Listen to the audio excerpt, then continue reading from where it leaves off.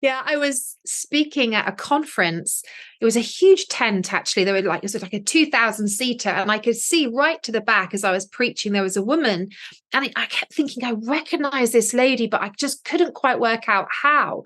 And at the end of the meeting, she was waiting for me. So she came up and she went, "Oh, are you Nikki Thomas?" Which was my maiden name. And I'm like, "Yes." And then I realized that she was someone who'd been in the church that I'd grown up with, but we hadn't seen each other for, at that point, about 30 years. So we were kind of very excited to see each other, and we were chatting. And then all of a sudden, she stopped in the middle of our conversation, looked me straight in the eye, and said, "Why are you in England? You're supposed to be in Africa."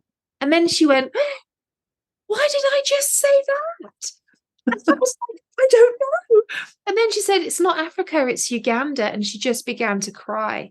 And then Oh, I began to cry. And I just knew it was the word of the Lord. And that kind of reopened the Africa conversation, I think, for my husband and I. And then we went into 3 months of receiving prophetic words literally from all over the world, and we were documenting them, and we had pages and pages and pages of words, and everything was Africa, Africa, Africa, Africa.